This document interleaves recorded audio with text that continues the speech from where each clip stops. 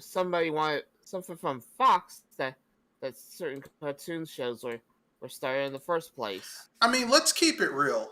Sorry, to be perfectly frank, there were only like two cartoon blocks, like major cartoon blocks that were really worth watching when we were kids.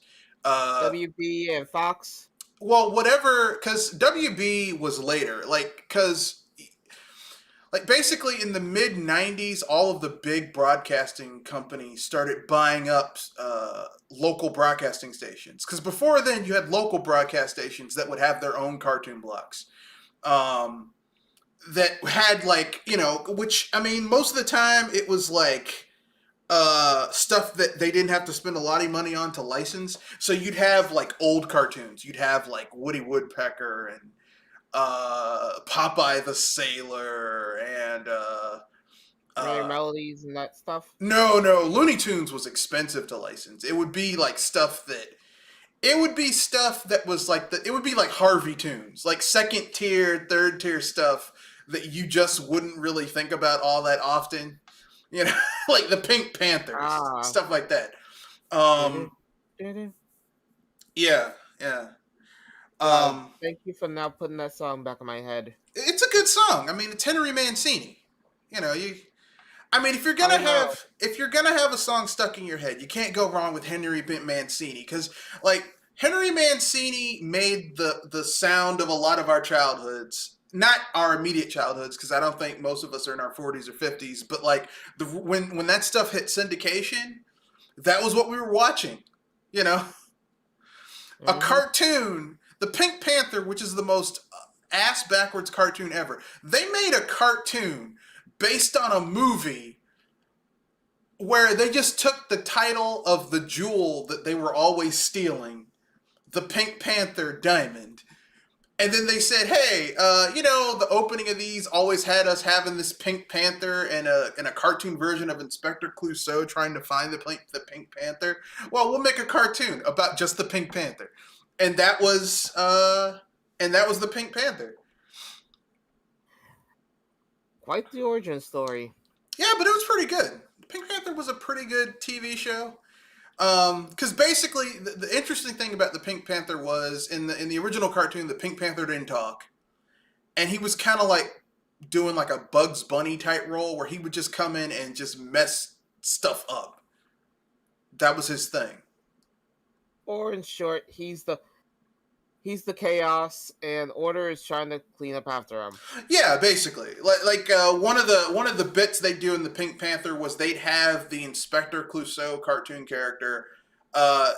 Basically, because animation was done cheap, so they'd have a template for Inspector Clouseau's character, like the cartoon character, and then they'd like take off they do that character. But they wouldn't put him in the Inspector Clouseau outfit. He'd be like a painter, and he'd be painting something blue. And then you'd have the Pink Panther come behind him and paint it pink, because he likes the color pink. And he's like the guy would turn around, and he's like, I know I just painted all this shit blue. Who painted it pink? And like that would be the running gag, was just this guy getting exasperated at the Pink Panther thwarting everything he does. But that's neither here nor there. Let's have everyone introduce themselves before we get started with the official show, starting with the lady first, then the gentleman, and then myself. So let's get started. Alrighty then, ladies and gentlemen, boys and girls of all ages, welcome to the Ghostbusters NOE podcast for the final time of January. I'm Jory Moonstar, and we're about to get some fists flying. Skinoshi Abominitos. I mean, yeah, January's almost over, and end of February, the longest but yet shortest month of the year. Especially if you're someplace where there's winter. I'm so tired of snow. It's just blizzard after blizzard after snowstorm where I live. I was gonna ask if you guys were getting crushed. I know the East Coast is getting hit pretty hard right now. Well, I mean, we're not really getting crushed, because I've lived in Colorado. Like, I've seen blizzards where it's like, shit.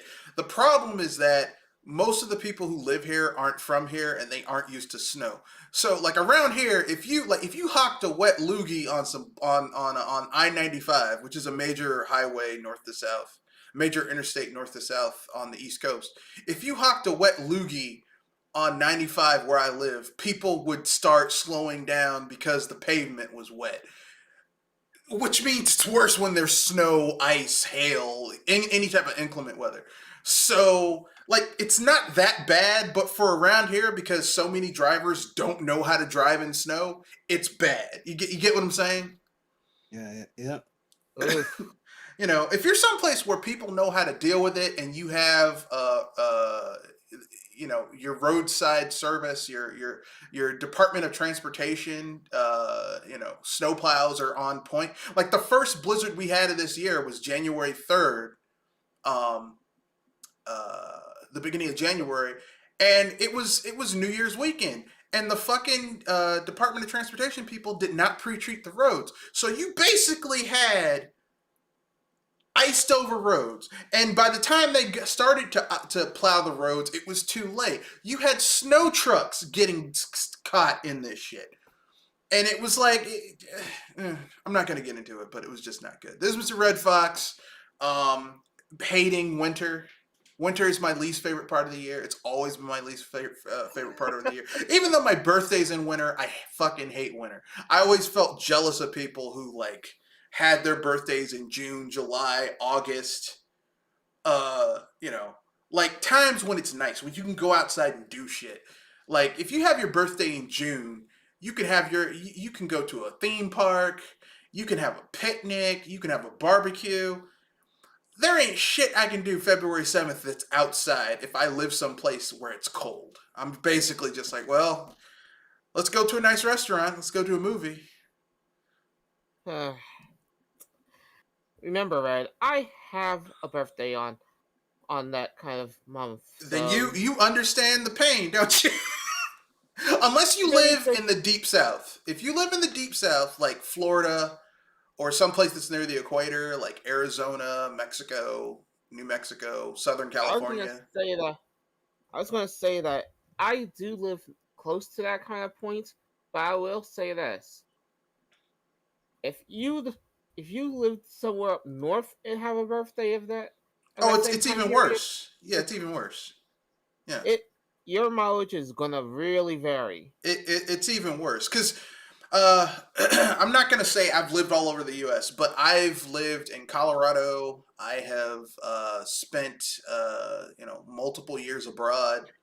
I even spent like half a year living in London. I'll tell you right now, I'm surprised people don't. There isn't more suicide in London because most of the time it's just shitty. At least when I was there, it was always gray and fogged over. I was not enjoying it at all. But we've got some good topics for tonight. We're going over our top 5 fighting games. The best, our favorite classic cartoon character. So when I say classic, I don't mean like how a lot of younger people consider classic, which they think Toonami is classic, or is a classic cartoon thing, like old Toonami. No, when I say classic, I'm talking like Disney shorts, Looney Tunes, you know, Felix the Cat, Popeye the Sailor, Betty Boop, those types of classic cartoon characters, Harvey Toon cartoon characters, etc., etc. Our favorite childhood toon shows.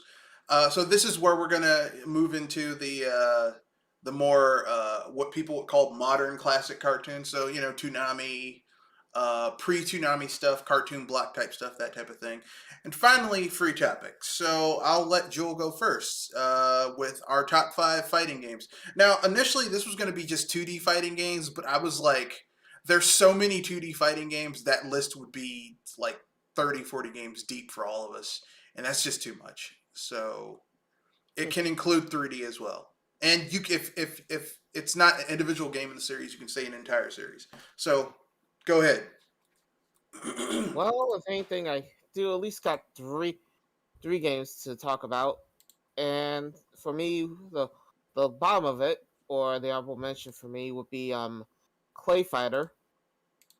I mean, come on, it's at least funny parody of All the good fighting games. Well, Clay Fighter is a joke game that actually, especially like the first two Clay Fighter games, or I should say, uh, yeah, the first two Clay Fighter games are legitimately like they aren't to the level of say a Street Fighter or a Killer Instinct or even a Mortal I said Kombat. they're parodies. Well, I mean, they're parody fighting games that actually have some like solid mechanics behind them. It's not like something. It's not like a parody fighting game because there were a lot of parody fighting games from like that 16-bit, 32-bit era where it was like this is a parody, but the game also sucks. Whereas uh, Clay Fighters is a parody, but it's got a solid gameplay behind it too. It's not fantastic, but it's decent for what it is for it to be a parody fighting game. Yeah. And my entry for that one is Clay Fighter 63 and a third, which sadly is the last Clay Fighter that we ever have. Well, that's because Interplay went out of business. Plus, that's a really rare game. Clay Fighter 63 and a third. Yeah. Matter And of fact, a lot of those fake video game manufacturers they love making repro carts of that game because it's so expensive. ooh boy. Yeah, it's not fun. So what are your other games? For my bronze, I go Killer Instinct. Which one? Killer Instinct Gold or Killer Instinct Um, I go Original? with the classic. Okay, the original. Okay. Yeah, especially since I own the black cartridge for the SNES. Arcade or the home port? Home port. All right. My second would be the Street Fighter series, though I'd give this one to honestly Street Fighter 3. All right. Okay, that's fair enough. It's your list. You can do whatever you want Yeah, to. yeah, I can hear the salt from that one. No. And It's if you enjoy Street Fighter 3, that's good for you. yeah, though I That's didn't. it's your list. You can do Though, whatever you want to. yeah, I was gonna say that it's the third strike, of course. I mean, there was like two versions of Street Fighter 3. No, like three. So I mean, they're all pretty Yeah, good. So I can't get yeah, mad that's at the it. reason why I said third strike. All right. Though for me, my favorite fighting game of them all which would probably be the odd one out, and the only 3D fighter I have, Rival Schools United by Fate. Okay. So, so what about you guys? I don't know when Kenoshi will get back. For me, my favorite. Kenoshi, you there? Yeah, I'm here. Okay, what are your I'll let you I'll go last if you're here. What are some of your favorite fighting games? Let's see. And Blaze Blue series, Guilty Gear, Soul Calibur 2, Street Fighter 2, and put Street Fighter 2, actually Street Fighter 3 and then Street Fighter 2. Street Fighter 2 is it's just such an easy game to get into. You can play it with anyone. It's not super technical like Street Fighter. The problem with Street Fighter 3, it's a fun game. I enjoy it. I enjoy the technical aspect of it, but it's kind of hard to play with anybody. You know, especially if you're familiar with the parry system and you know that because Street Fighter 2 is just a really good, you know, it's decent on technical level, it's decent as a party game, you know, so yeah, those are my top games, and I guess I'll put Smash Brothers up there too, since it's not necessarily, it wouldn't be considered necessarily a fighting game, but it's more of a party game with fighting game elements. all right. Okay. Um All right. For me, I'm gonna go with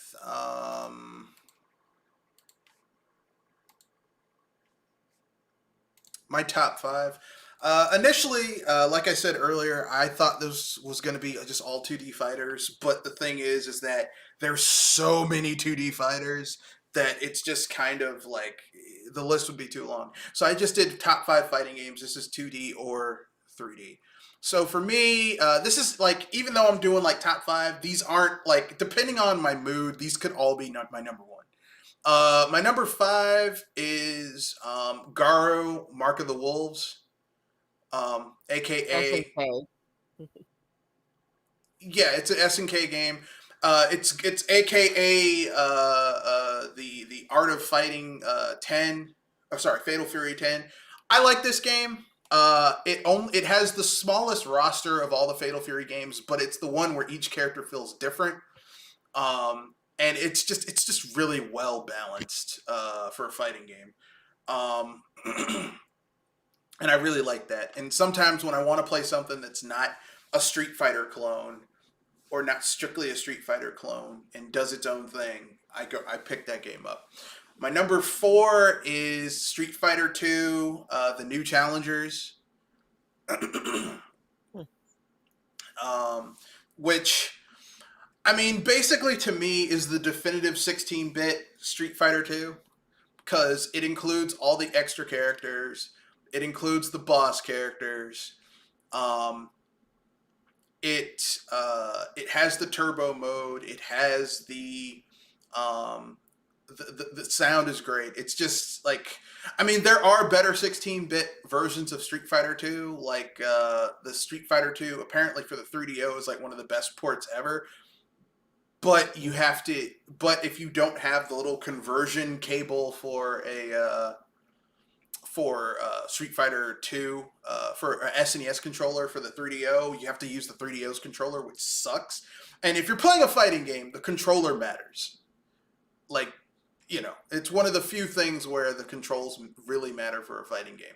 If you're playing an RPG, you're basically just scrolling through menus and confirming or canceling out stuff.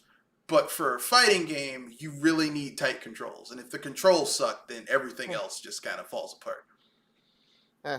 I could get into a topic about fighting game logic, fighting game mechanics, but I'll save it for near the end of the cast. All right. My number three is Killer Instinct, the series. Except I'm going to add an asterisk next to it. The last game, I just couldn't get into. The one that was made on the Xbox. One? Well, the one that was made, the reboot that was done on the Xbox, that was done under Microsoft, that does not feel like Killer Instinct. Like, mechanically, on the undersurface, it's Killer Instinct, but, like, the art style and the character designs and the costumes, it just, the music, ugh. I was going to say, the music probably feels the least KI. Yeah, the music doesn't feel like it. The mechanics, like how in Killer Instinct, where like if you jumped into an enemy or hit them with an opener and then pressed a button, you would do a series of hits based on that button press, and then you'd have to use a chain, and then you could either chain it into another attack and then another attack or a finisher. Like, mechanically, underneath the surface, it plays like Killer Instinct. But if you take a step back from the mechanics and look at the aesthetics, the character designs, and the music, it doesn't even feel like Killer Instinct, which is weird. Because mechanically, it plays like Killer Instinct. They're like, this is Fulgore. I'm like, but it doesn't, the music, his level doesn't sound like Fulgore's level. In a way, it feels like you're driving a luxury car, and it looks like you're driving a cheap model, something like that. Take it, flip it, reverse it. It feels like a cheap car. It looks like a cheap car, but you look under the hood and it's a rebuilt, like, high-end engine. That's what it feels like. What game is this? The new Killer Instinct. The Killer Instinct reboot that they did, that Microsoft did. Yeah, Yeah, it's actually pretty decent. Yeah, it plays like Killer Instinct. Like if you are a fan of Killer Instinct, I'm a fan of the arcade games, both of them. Killer Instinct, Killer Instinct 2. I like the home console ports, Killer Instinct, Killer Instinct Gold. I even like Killer Instinct on the Game Boy, the handheld version. which is a little surprising to hear. I mean, Really? you guys, haven't you guys heard me say I'm a Rare fan? If I'm a Rare fan, Yeah, I'm gonna love Killer I know. Instinct. Well, the thing is, I know the thing you're a is, Rare fan, but if anything, I was gonna say Killer Instinct for the Game Boy feels kind of weird. I disagree. I think I Killer think, Instinct. No, go ahead, Kenoshi. Sorry to cut you off. I was gonna say, Killer Instinct is the new one, the reboot's pretty good. It's just I just never really could quite understand the combo system. Yeah, the thing that bothers me about Killer Instinct, the reboot, and I said this before in it, but I'll reiterate it, is like the underlying fighting engine. If you've been playing Killer Instinct, like if you played Killer Instinct, the arcade games, if you played Killer Instinct on the home console ports, if you played Killer Instinct the handheld, the basic gameplay, the underlying gameplay mechanics are the same. The problem is that everything else around that, like the art style, sucks. The costumes suck. The music sucks. And the thing about Killer Instinct, in my opinion, is it's not enough to have the gameplay system. You have to have all these other elements come together, and they don't. That's the Yeah. problem. That's the problem with the Killer Instinct reboot. Because I mean, it's Mhm. Killer Instinct. The Killer Instinct reboot is like playing it's like if someone stole the gameplay mechanics of Street Fighter 2, but then they didn't have the iconic music. The character outfits look like shit. So basically, Street Fighter 4. It's Street Fighter 4. How they fucked up the theme music for the characters because they tried to make it more modern and they just fucked it up. It's kind of like that. So yeah, my number 3 is Killer Instinct. I love Killer Instinct. I love all the games except for the latest reboot. As an aside, I think that the Killer Instinct home handheld port is one of the best handheld ports for a fighting game of that time, because it's more faithful to the like how you play the home console games or the arcade games that you get from Street Fighter's handheld ports to the Game Boy for the time, or Mortal Kombat. It's like a really good home console handheld port That's a of. little surprising because I'm I'm surprised how much you could do with just 2 buttons. You would be surprised. Like really, I mean, Rare at that time, like you have to remember that game came out when Rare was making games that in some cases on a technical level were outperforming Nintendo games. They were doing, and just on anything, like on the home on Yeah, that's the NES, the thing. SNES, and the Game Boy, they were doing like way more shit. I know that I know they were doing great on the SNES, the 64, and basically on that, but I never saw them as doing that well on the handheld since I haven't heard many. Oh yeah, oh yeah. They did a Game Boy Color port of Perfect Dark that had a abandoned feature where you would basically connect your Game Boy Color to your N64, and it would have connected functionality. It was dropped, but it's in the code. So if you get that game, you can like unlock that. Basically, all I'm saying is this: Rare, like the Killer Instinct, if Rare hadn't been bought out by Microsoft and Microsoft hadn't destroyed that studio, like Killer Instinct would still like. I think it could have been up there with Mortal Kombat because, in my opinion, I think Killer Instinct, like on a mechanical level, is better than Mortal Kombat. Yeah. I would gladly agree. because Mortal Kombat is just all those plug-in dial-a combos are just it's and a run button. Ugh. Oh boy. A run button and a button to block in a 2D fighter is just that's so ass backwards to me. Even now, I'm like, That would definitely trip me up because you'd have to. Because I would just be used to pushing the. Just press back. Right. Yeah. They've been doing that for years. You push forward twice to run. If they have running, because some games don't have running, and I'm okay with that. Like, yeah. Whatever. Anyway, yeah. So my number 2, we're getting into 3D games, is the Soul Calibur series up to Soul Calibur 5. Soul Calibur 5 was the game that broke me. Soul Calibur 5 was the one where I was like, Namco Bandai doesn't care about this series anymore. They are done. Yeah. That was the game that didn't really have a story mode. It didn't have the Weapon Master mode. It only had, like, in the single player, you only played as Cassandra's son, which was just fucking stupid. Like, it was just like... I was like, how'd you guys fuck this up this badly? That was the game that almost destroyed Soul Calibur. Soul Calibur 6 is better than Soul Calibur 5, but that's not a very high mark. But the other Soul Calibur, like my favorite Soul Calibur is 2, then the first 2 games, which is Soul Edge and then Soul Calibur. Soul Calibur 3 is a step down from Soul Calibur 2, but it's still pretty good within its own right. Soul Calibur 4 is a little on the side. I'm not really...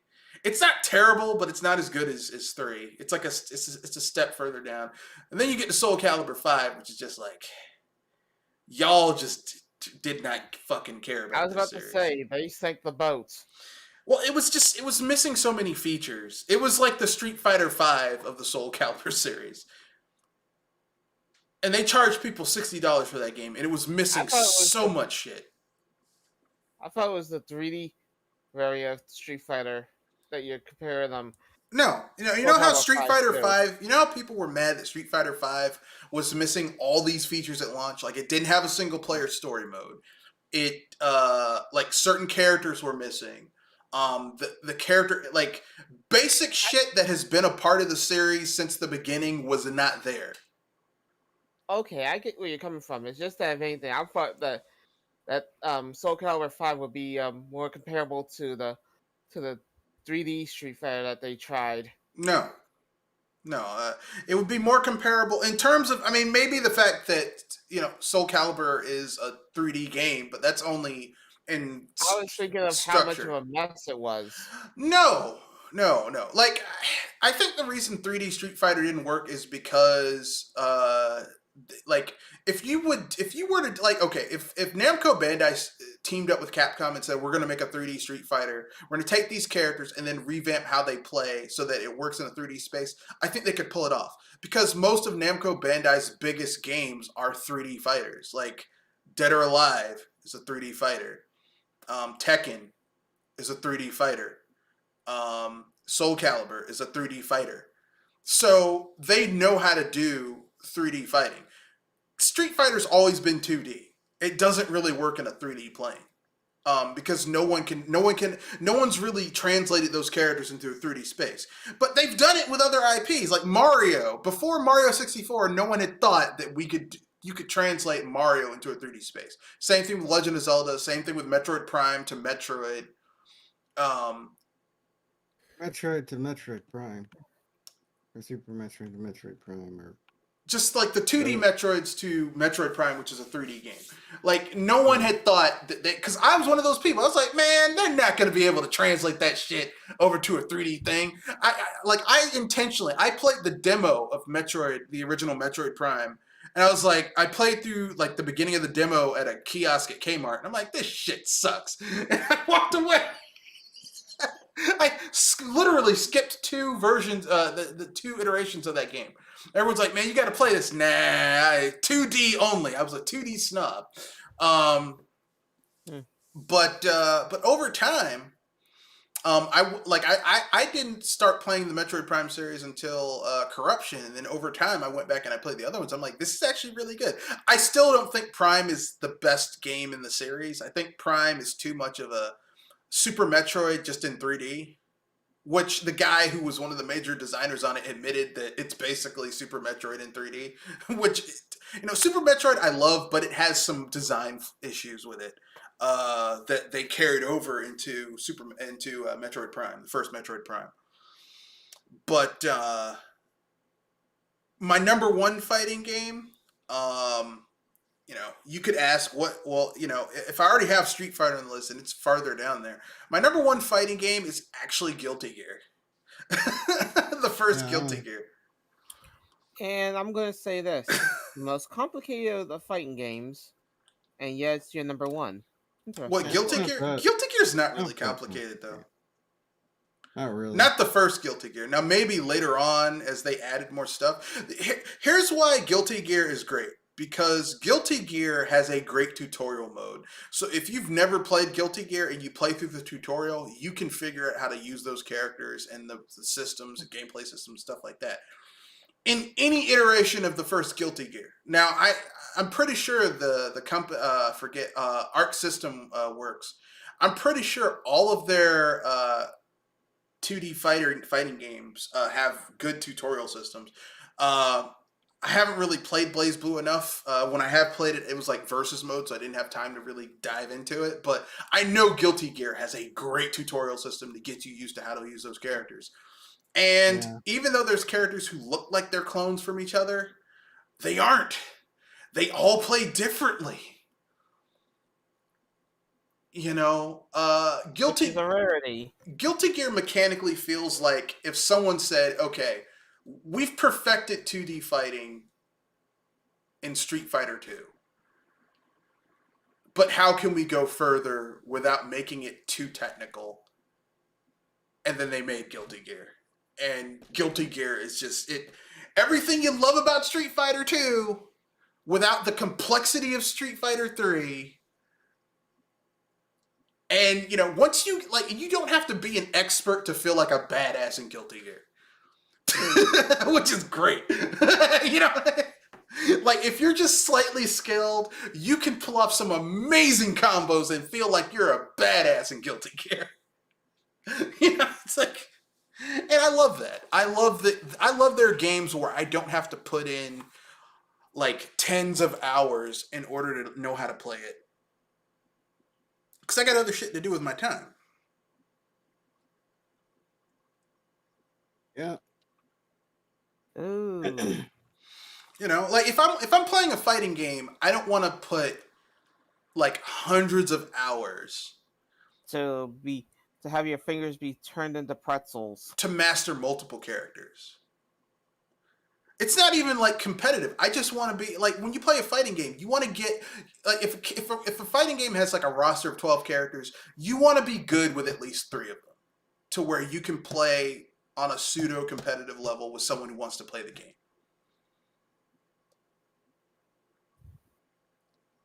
Like, if you're playing Street Fighter, I'm going to use Street Fighter as an example because it's, most people know Street Fighter. You want to be good, if you're playing, like, one of the later revisions of Street Fighter 2, you want to be good with at least 3 characters on that list. Okay? Mm-hmm. A Ryu or a Ken, even though if you're good with Ryu, you're also good with Ken because they functionally have the same moveset. So you want to be good with one of them. You want to be good with a charging character. So you want like Balrog, Guile, someone like that. And then like a tricky character like a Dalzim, an E Honda, someone like that. Yeah. I can play with a Zangief, but I'm not like... It's not your best. I mean, I don't like... Because Zangief is too slow for me. Like, I like characters that have some movement speed. Where Zangief always looks like he's trying to hold in a... Like, Zangief always looks like he ate some bad food, and if he moves too quickly, it's gonna come out of him while he's. And I think somebody like Chip Chip was probably your kind of speed. Actually, Chip Zanoff, I like Chip Zanoff because he is so fast. But my favorite character in Guilty Gear, just because of how ridiculously OP his combos can be, is Soul Bad Guy. I like playing as Soul Bad Guy. Soul Bad Guy, Faust. Actually, there's like 5 characters I'm good with in I was about to say, Soul's supposed to be the main character of the show, though, of the group. Yeah, I know. It's an interesting choice. Yeah, I like Soul Bad Guy just because he's I chose him because I liked his character design at first, but then I started getting good with using him, and I'm like, man, this guy is ridiculous. So I like Soul Bad Guy. Ironically, even though I don't like his character, like in the lore, I'm actually good with using him. Kai Kisuke, Faust, um. Potemkin, which is weird because I hate Zangief, but I like Potemkin, and like Potemkin's the Zangief of Guilty Gear. I was about to say, you know how slow that guy is? And Yeah. he's wearing some heavy feet on his neck. Potemkin is slow, but he's way more mobile than Zangief is, and because in Guilty Gear you have double jumps, and some characters have triple jumps where they can jump 3 times in the air. Potemkin has 2, so he's more agile in Guilty Gear than Zangief is in Street Fighter. And my 5th character is the chick with the anchor. Oh, that's May. Yeah. She's weird. She's weird, but fun. Like, that's the thing about Guilty Gear. The characters are weird, but fun and interesting. And Guilty Gear doesn't take itself seriously. Like, Street Fighter takes itself way too damn seriously. I was gonna say, if you're trying to follow the lore of Guilty Gear, have fun. It's like Kingdom Hearts, but lighter. No. Guilty Gear is trying to tell a serious story, but the other stuff around it is so ridiculous that you're just like, okay, this is a joke. Whereas Kingdom Hearts is the opposite. Kingdom Hearts is trying to tell Kingdom Hearts story is taking itself really, really, really serious. Kingdom Hearts story is ridiculously convoluted, but the characters are a joke. So it's like it's like they're trying to do the same thing, but one's handled well and the other one is not. It's like the absurdity of it is what makes it enjoyable, at least to me. Yeah, at least you can understand where I was coming from with that angle, right? No, I get it. It's but yeah, those are my personal favorite fighting games. Now when I say my top 5, it could bounce either way. Like, depending on how I feel and what I want to play, it could go either way. But that's just how I feel sometimes. Kenoshi, are you back? Okay, I guess he'll get it back. I guess we can go to our favorite classic cartoon characters. So what are some of your favorites and why? Well, besides the obvious, I'd say one of my favorites would be Darkwing Ducks, actually. Classic. So like 1930s, 40s cartoon character? 1930s and 40s, that's a good ways back. So that would lead me to the Looney Tunes, basically. All right. Can't go wrong with the Looney Tunes. Yeah.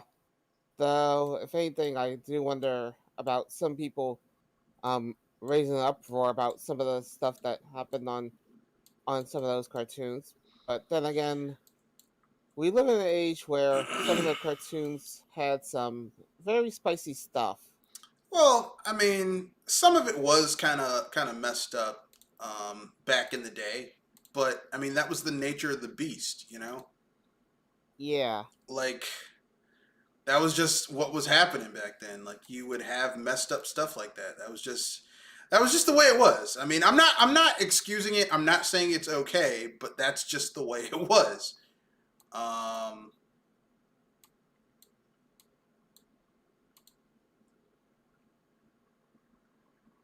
you know, like I remember watching some Tex Avery stuff where they just had some really racist imagery, and I'm like, this is kind of fucked up.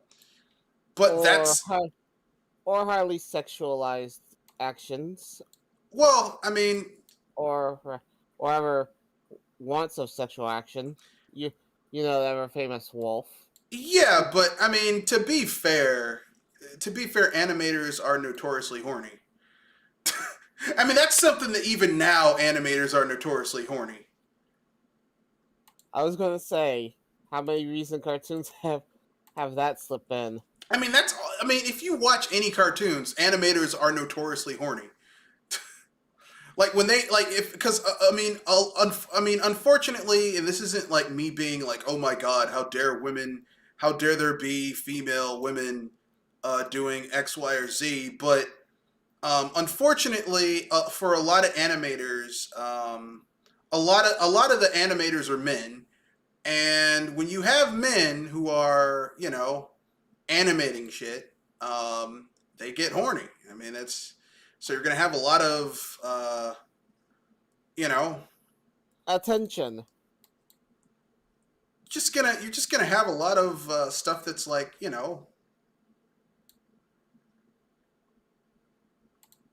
I was trying to go with the with the comedy of lewd humor here.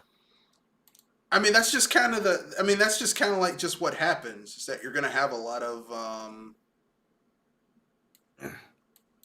you know Uh, animators are horny. I don't know. It's a lot of dudes. It's long hours, and they that's what they like. yeah, I mean, I and it won't be long until some pencils are sharpened to a fine point aimed at making girls. I mean, they just. I mean, animators are just horny. I mean, it's. I mean, you look at animation, and people are spending long hours animating stuff, and they, just, there's gonna be a lot of uncomfortable. I mean, if animation, if raunchy, if attractively drawn female characters is gonna make you. I mean, even if you go all the way back to like something like Betty Boop, who was a flapper girl, which for their time, flapper girls were basically like the groupies of their time. I mean, Betty Boop has a little garter string. She's designed to be a very, for a time, physically attractive woman. Like, I mean, and that's just, yeah, male animators, they're going to draw physically attractive things, except for Olive Oil, who is just, I mean, I was about to say, whoever whoever whoever's thinking that's attractive, you have to wonder where the heck are they from. yeah, Popeye and Bluto are always fighting over Olive Oil. And I'm like, dude, you're a sailor coming to port. You probably got a pocket full of money because you probably just got paid. Why are you fighting over that bow-legged carpenter's wet dream looking woman? Why? Why? Why, Popeye? Why? I mean, and Popeye's ugly too, but I was gonna you know, I was gonna make the joke that Popeye could do better. I mean, yeah, if anything, yeah. you. I mean, it's one thing that you could do better, Popeye, but come on, if Bluto is your competition and Alvo is your prize, um, why are you not heading to another competition in the first place? Yeah, it's not worth it. It's just not worth it. But yeah, that's my but Kenoshi, do you have any classic cartoons that you like from back in the day? Obviously, Looney Tunes, Tom and Jerry, the Flintstones, and Scooby Doo. The Flintstones. Meet the Flintstones. Oh God! Now I got another song stuck in my head. I do like the Flintstones. I like the Even Flintstones. No, go ahead. even even with the even with the cheap animation with the constant repeating backgrounds every time they're and I noticed that as a kid. I noticed how the backgrounds repeat. Like, God dang. Fred, where are we going, Fred? I don't know, Bond. Been going in circles for the last 3 days. I don't need to walk around in circles. Oh That God! was still that was still good. That was still a good show. Yeah, yeah. I mean, there was a time when Hanna Barbera was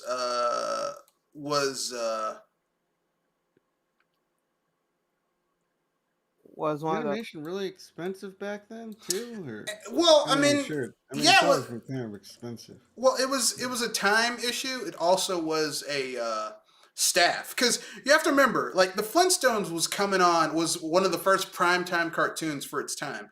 There was Flintstones coming out. They had to have a new episode every week. Yeah. And Hanna Barbera was basically like you know how people call Hayao Miyazaki the father of modern anime because he basically did like assembly line style animation. Well, Yeah. Hanna Barbera did the same thing here in America. They basically figured out a way to make a lot of cartoons cheap, and you know, especially once they got they got from out of MGM's druthers and were able to make their own stuff with like Scooby Doo and Yogi Bear and Mm, mm, mm, Flintstones and the Jetsons. mm, mm, mm, mm. Yes, I do like the Jetsons.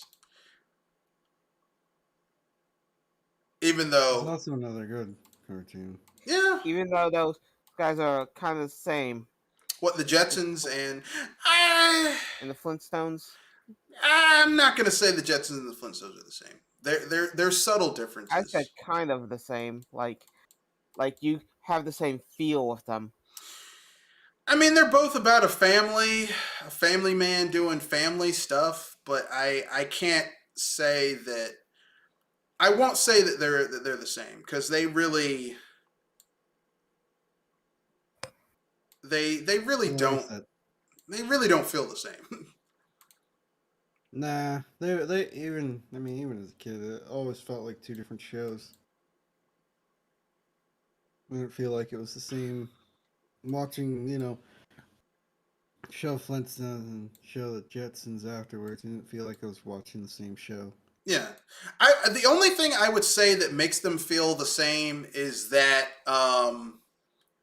like you have a lot of the same like Animators, well, no, not animations because the characters in the Flintstones and I the say animators. I mean, no, the only thing that makes them feel the same is that sometimes you'll have like similar stuff going on Mm-hmm. where you'll have Yeah. like um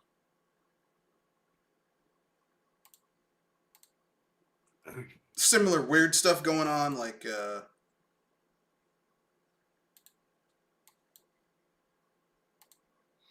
I don't know.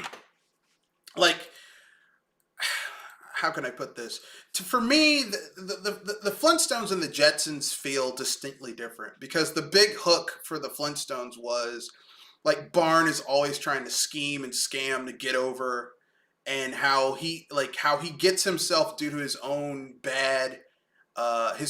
shortcuts into some bullshit, and how he somehow gets out of it or doesn't get out of it, like the shenanigans that go on. And it's his relationships with his friend, his wife, his boss, like what's going on around him.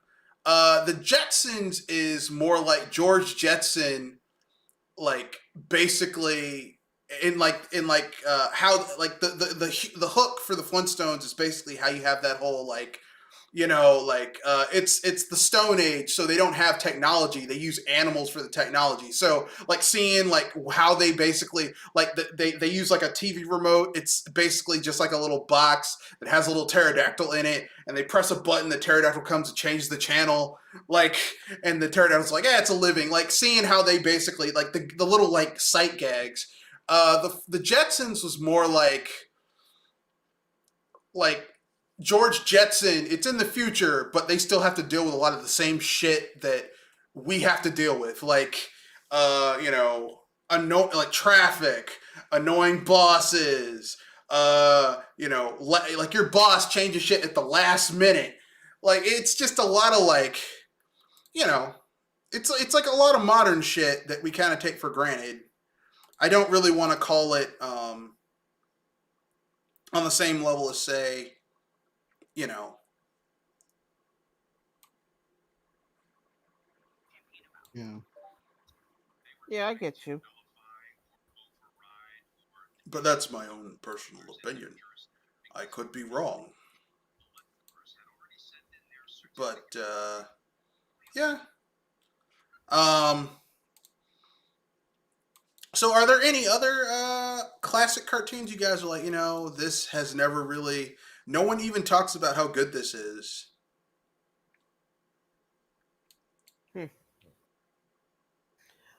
That, or it's been so long to see the light of day.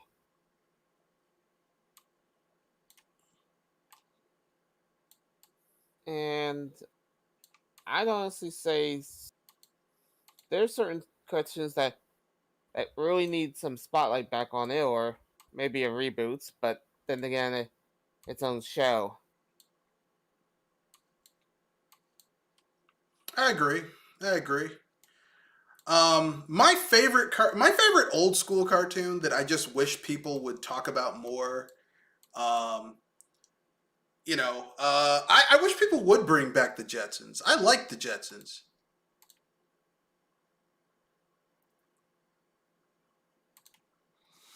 Like people should bring back the Jetsons. The Jetsons was good.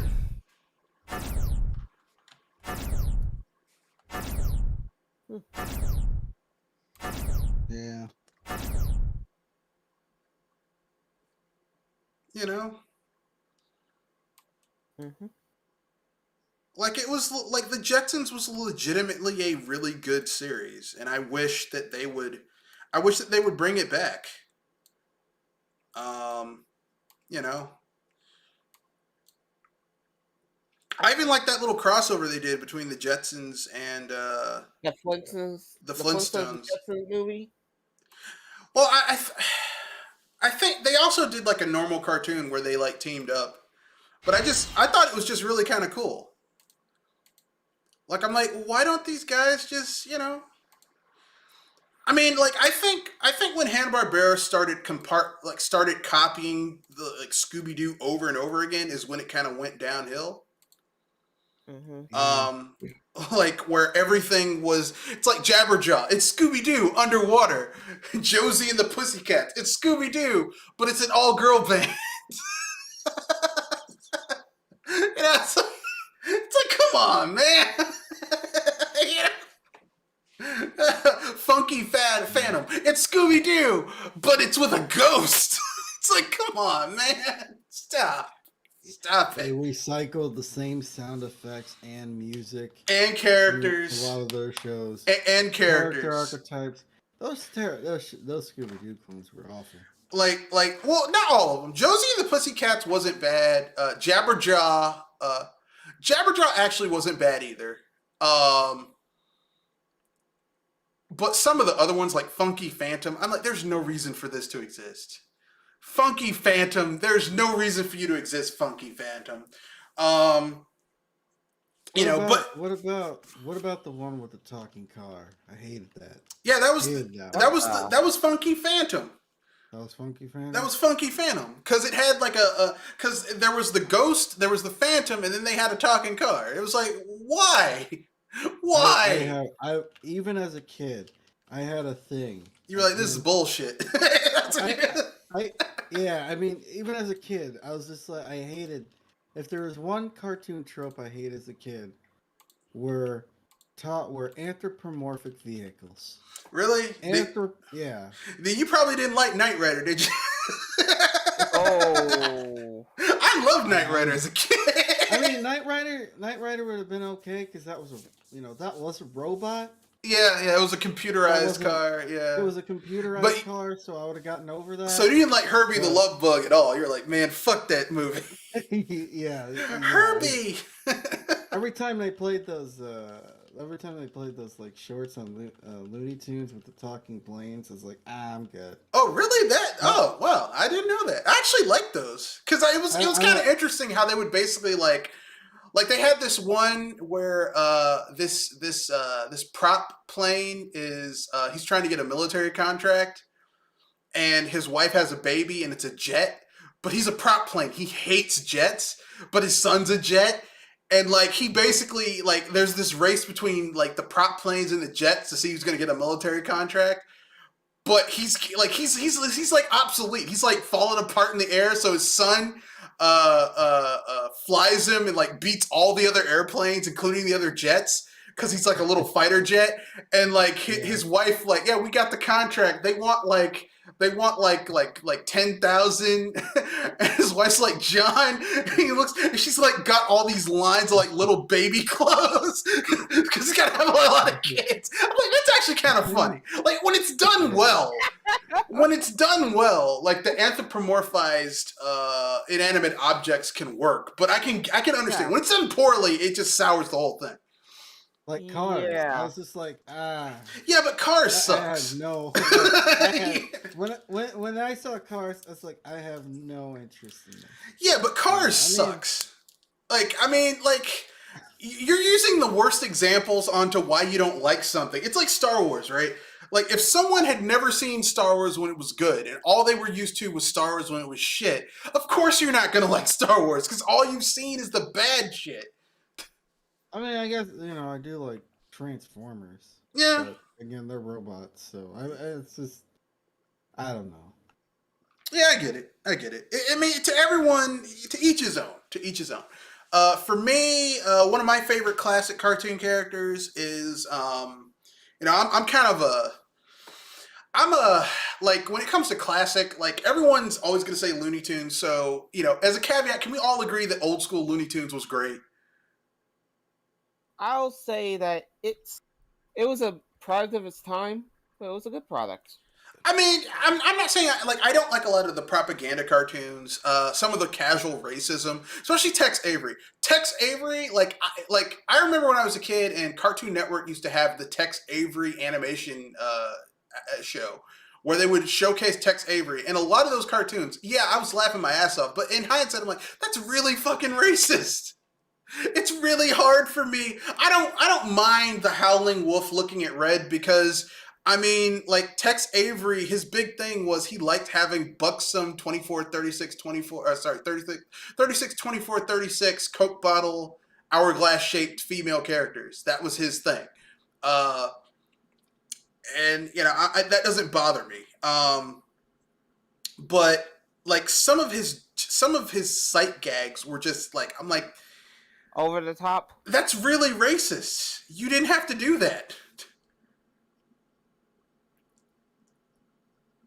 As I said, you consider those over the top. No, not over the top. It's just it didn't need to be done. It's like the joke was racist, and you could have done a different sight gag, and it would have been just as funny without you having to be racist. Because it comes across as mean-spirited versus you're actually trying to tell a joke. Like, okay. Like, those Tex Avery Droopy cartoons where Droopy's in some type of competition with another dog? Oh, God. Butch versus Droopy. Now, personally, I hate sorry. Droopy. I've never liked Droopy. I'm sorry. I just have to groan because I consider the Droopy cartoons the biggest amount of cheese there is. No, I just don't like the character. I don't like Droopy. But, I mean, aside from that, like, Tex Avery, when he's doing those, some of them have great sight gags. One of them where he's got to deal with Butch, who's the dog who's like kind of an asshole to Droopy, is like one of the jokes is like he has an exploding cigar, and he lights it. And Droopy takes a drag. He's like, that's a pretty good cigar. And he puts it down, and the dog who switched out the cigars for exploding ones puts it on, and the cigar explodes. Now, the gag can either be just a normal, his face gets blown up, or it gets blown up in its blackface, where it's like a really stereotypical black person minstrel show, like making fun of black people, blackface. And I'm like, you could have just blown up his face. It just had been like a normal explosion. Why did you have to go to blackface? Like, it's like, this didn't need, it's, you know, it's... That's over the top. It's, you know, it was like, it could have been funny if you just gone with a standard sight gag. But anyway, but then again, Tex Avery was a white guy from the South during that time, so not really surprising, you know. Or his Dixieland Wolf, who's... like, there's this one where Dixieland Wolf is trying to get these 3 itinerant... he's basically like he's the itinerancy policeman who goes and gets itinerant kids and gets them to go to school. These badass kids aren't going to school. And so Dixieland Wolf is like his big thing is that he shuffles along like he's from the South, singing Look Away, whistling Look Away Dixie, you know. Yeah. Like, that's his big thing. And I'm like, okay, that's cool. But, I mean, do you have to make it racist? You know, whatever. But anyway, but yeah. I mean, that's my only thing about Looney Tunes. That some of it is really kind of racist. And I'm like, this could have been funny without the racism. Unless you're trying to make a point. Like sometimes the racism, like, okay, I'll give an example. The Three Stooges has this short where it takes place during the Civil War, and the Three Stooges play these Northern Union spies who have to go to the South in order to get this information from a dead drop or something like that. And they disguise themselves as like they go through all these disguises to get the information, and they're found out and they have to escape. And there's a scene where Curly dresses up like a woman. He's holding a baby, and these soldiers are like, "Oh, isn't that a cute little baby?" Yeah, he's like Curly's like, "Yeah, he looks like his dad." And he grabs the baby. It's a little black baby. it's a little. And it's funny because it's like the guy's talking all this shit about the baby. He's like, because they just grab some random baby. It's a black baby.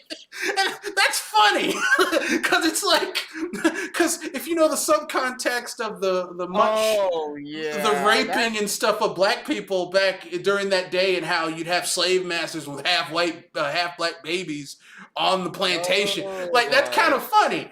You know, it's a multi-level joke. It's not just, we're just being racist to be racist. Ta-da! Yeah, I was about to say, some of those jokes hit multiple directions. Yeah, it's funny on multiple levels. But, you know, I mean, I know it's like a 7-minute cartoon. They can't be like as... They can't be as vulgar as they want to be. Well, the jokes can't be as nuanced, because even though that's kind of a cop-out, because a lot of those cartoons were showing before, like, movies that had adults watching them. So, you know, adults were watching these cartoons back in the day. So, whatever. But, so, my favorite classic cartoon, I'm not going to include Looney Tunes, because obviously everyone can agree Looney Tunes, old Disney cartoons, they were all great.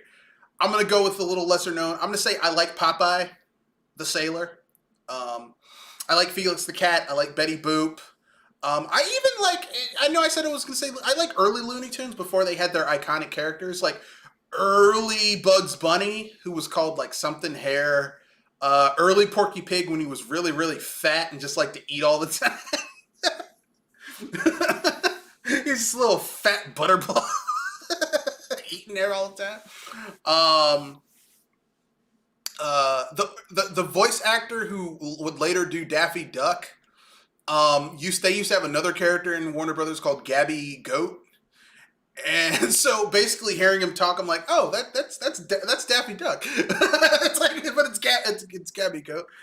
So I like stuff like that, like early stuff where it was like, okay, that's kind of cool. I guess we can move on to our and it's keeping in that Toon vein. So what are some of our favorite childhood Toon shows? And we can include stuff from Toonami and all that in the cartoon blocks and all that type of stuff. Well, I did try to say it for some of my favorite cartoons, but I think it probably work here too. The Disney Afternoon would probably be that, as well as some of WB, which some of them would be for me, Darkwing Duck, the Gummy Bears, and the Goof Troop for Disney. That whole And cartoon block was great. oh yeah, I mean, like Gummy Bears, Tailspin, DuckTales, Darkwing Duck, Gargoyles. Heck, even Care Bears was pretty good. I Like, couldn't go there. for a show that was supposed to be for a show that was designed to sell stuffed animals, that show had a really cool theme song.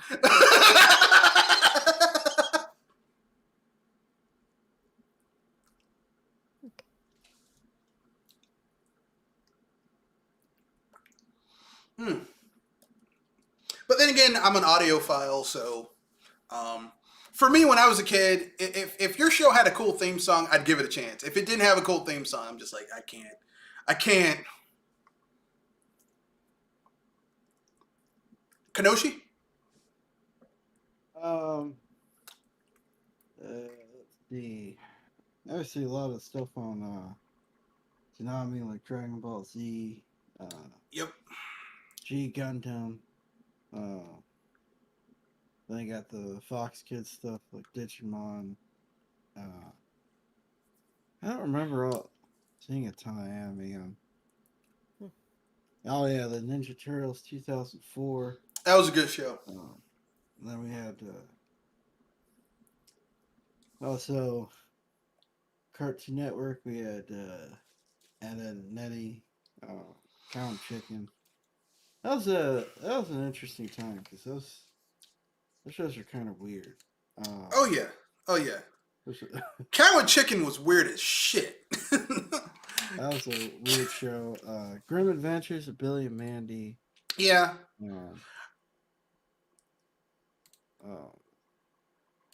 Rugrats on Nickelodeon. Yeah. Rocket Power was a time and place thing. Yeah, if you were really into skating, it does not hold up today.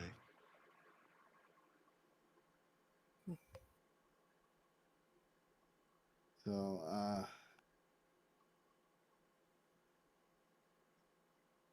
probably the first couple seasons of SpongeBob for the movie,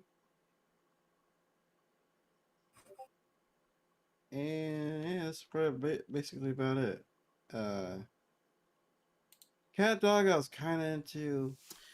I mean, Cat Dog was okay, but the problem with Cat Dog is that the whole big joke was, how does this creature take a shit?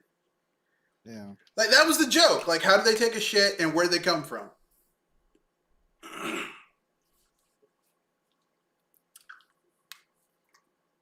Yeah. And that's a really thin joke to build a show around. I was gonna say, I was waiting for more jokes than just that. No, that was the big conceit of Cat Dog, was how do they take a shit and where'd they come from? That's the central joke of the show. Every other funny thing that goes on is related to that. It's like, this is stupid. Yeah. As I said, I waited for the other jokes to show, but sadly only 2 showed. I'll keep it real.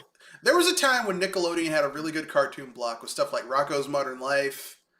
I forgot Angry Beavers. Angry Beaver. Oh my god, that show had so many sex jokes. And you didn't even get it as a kid, but as an adult you're like, Beaver Fever? Really? Angry Beavers? Really? Some of those things just write themselves. They had a whole disco song called Beaver Fever that they they did with Barry the Bear, who basically was doing a ripoff of or homage to Barry White. It was just like Angry Beavers was great.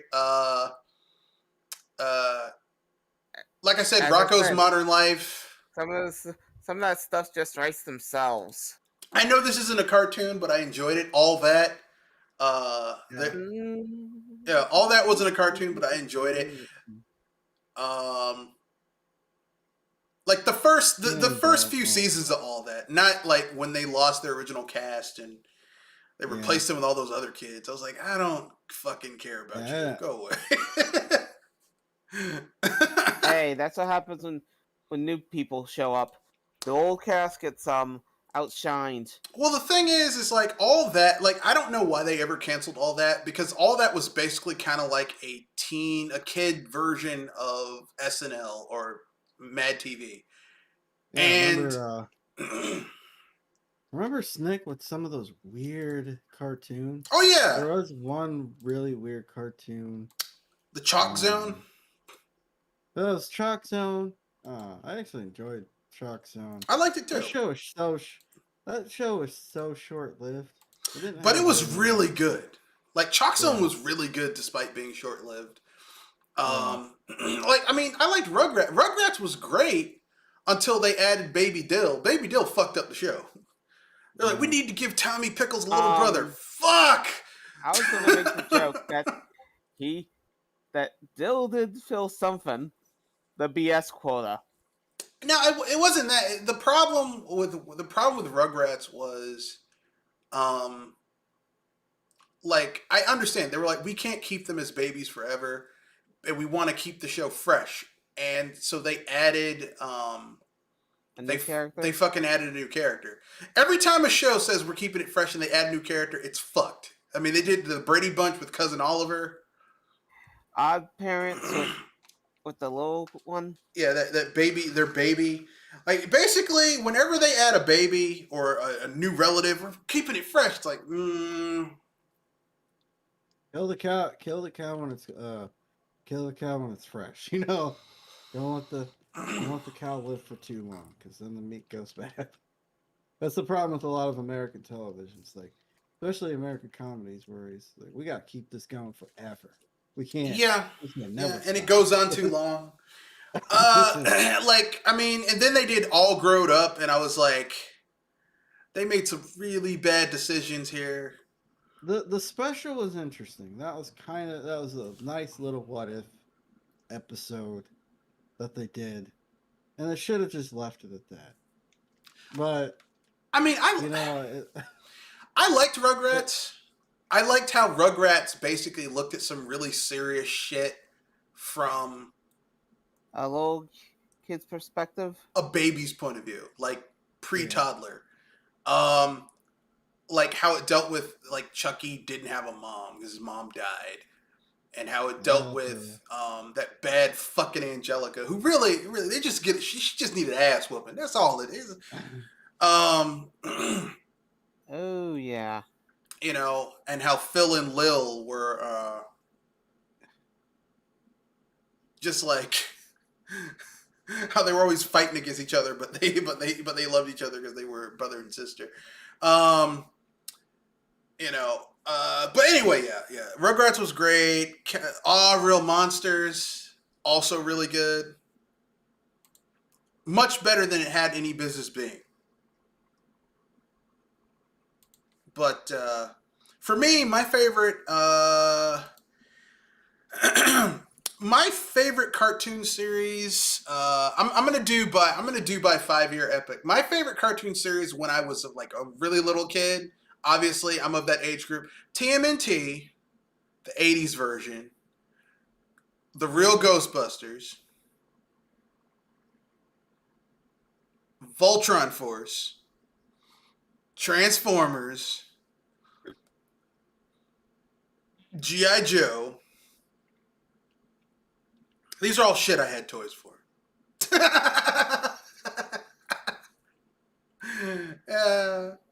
And ironically, Teddy Ruxpin.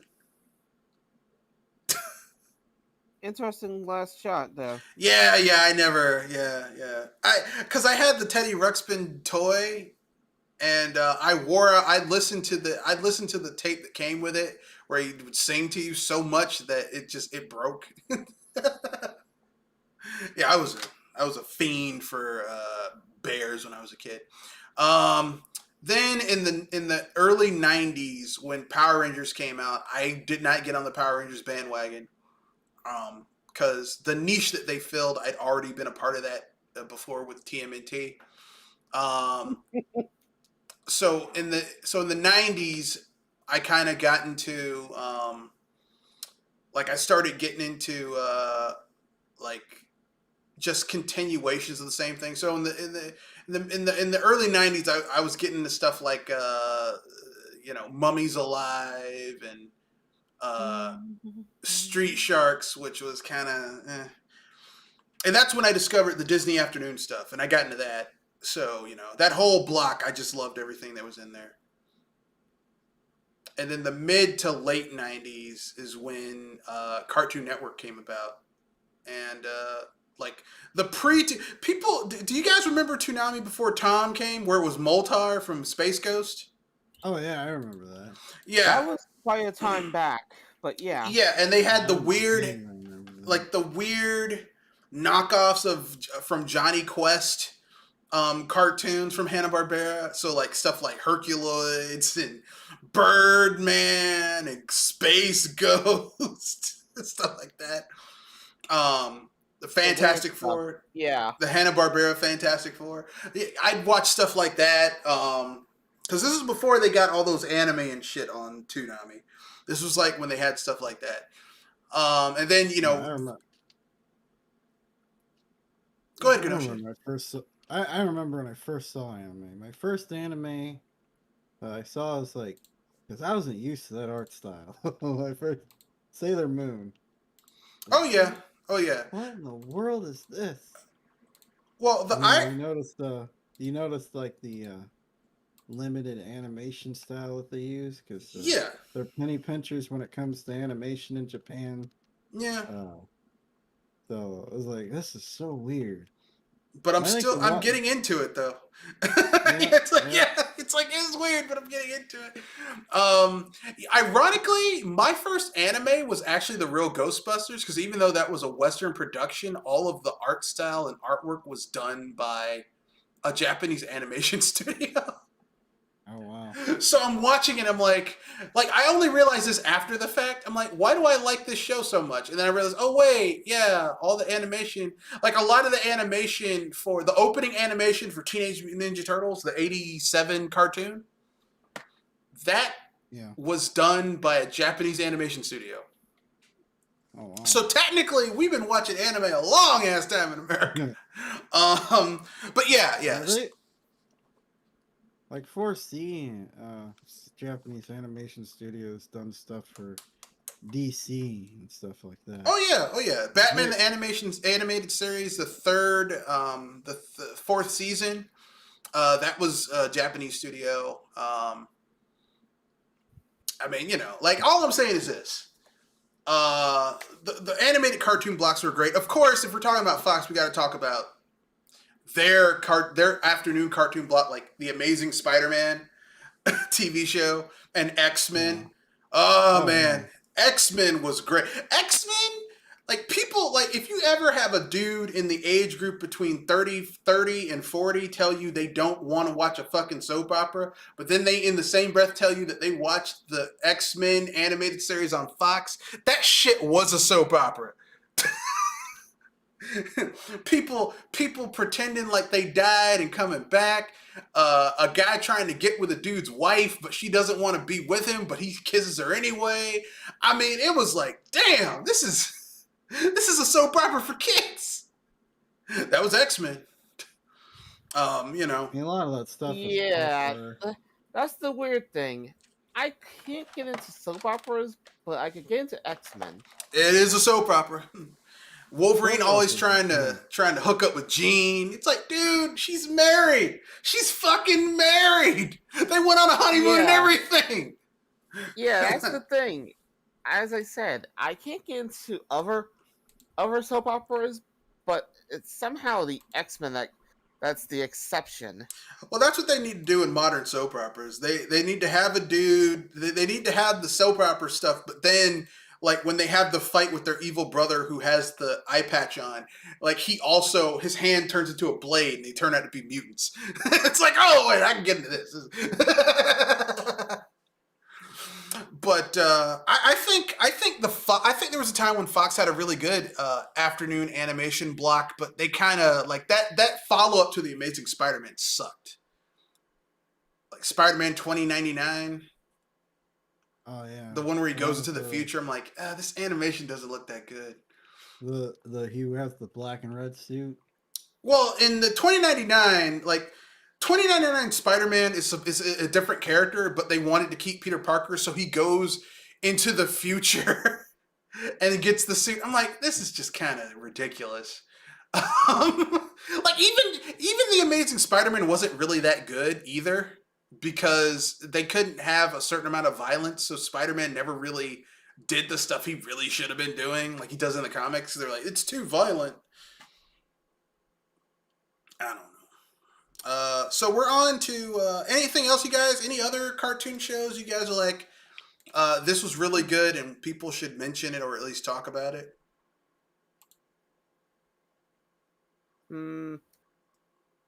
No, but I do have at least one hope. All right. And that's to see if Static Shock gets a revive in animation.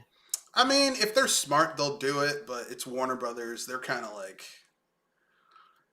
you know. Yeah, and if I remember right, those are the same guys that own Mortal Kombat, right? Yeah. The problem with Warner Brothers is, in my opinion, is they don't have a fucking plan. Like, this is the same studio that canceled the Swamp Thing live action, but kept Justice League. Not Justice League. Not Justice League. Teen Titans, the live action Teen Titans, which is terrible. I heard it. It looks like like Starfire looks like a hooker. Turns out she is a hooker. Absolute trash. It is trash. But they got rid of Swamp Thing, which would have been really interesting for Swamp Thing, but they kept that bullshit. So I don't, Yeah. Low expectations, ladies and gentlemen. I mean, it depends. Like, they're also doing a reboot of Batman the Animated Series, but it's going to be before he it's going to be like early on in his career, so before he has the cool gadgets and shit. And I'm like, that's kind of cool. I like that. As long as they don't go into the Superman has powers every day trick. I mean, this is Batman the Animated Series, so Batman doesn't have any powers. So I was thinking that you said Superman, but no. Batman. Oh yeah, it'll likely be before Batman get into anything real serious.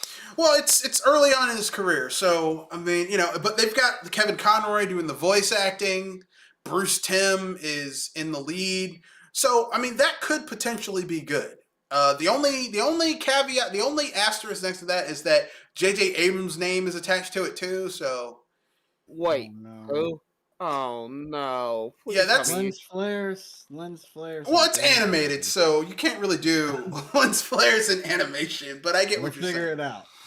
Personally, I just think he put his name on it so that it could get done. Because Bruce Timm's been trying to bring back Batman the Animated Series for years, and because Bruce Timm didn't have the pull for it, they put J.J. Abrams' name on it to like push it through. Those Star Trek movies are terrible.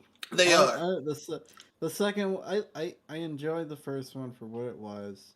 The second one was awful. Yeah. It was like, why? Waste of time.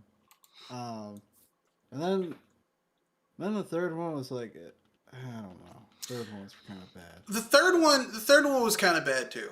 Like I would say the first one was a nice action movie, but it wasn't a Star Trek movie. The second movie was a bad Star Trek movie. And the third movie was a really long episode of Star Trek, but not really a Star Trek movie. Like, the problems with all three of those movies is that J.J. Abrams didn't understand the core audience of Star Trek. Like, no one involved with that understood the core audience of Star Trek. Because the first Star Trek movie, like I said, is an action movie. It's not Star Trek. It's too violent and less cerebral to be a Star Trek film. The second film is a fuck you to Star Trek fans because they basically did a weird-ass remake of Star Trek II Wrath of Khan, which, you know, to Star Trek fans, that's like one of the best Star Trek films ever. And even non-Star Trek fans can get into that movie. So I don't, like, I don't know why the fuck would you make a remake of something that didn't need to be remade. Kind of like how Zack Snyder's Man of Steel is a remake of Superman 1 and 2. It's like, why would you remake films that don't need to be remade? Like, it makes no sense. Why would you do a terrible job at it? Yeah, and a bad job at it. Yeah, that's the worst thing. It's like, okay, you're going to do a remake of Superman 1 and 2, but it's going to be shittier. I don't get it. But anyway, that's the end of the cast. Anything you guys want to pimp out before we wrap things up? Project Console, Tuesday, 7:30, Eastern Standard Time. You know, they'll give you something to watch if you're snowed in. I think we're good. And besides, if we went into our normal stuff, we'd be talking about trash, and I think we'll save it for next week.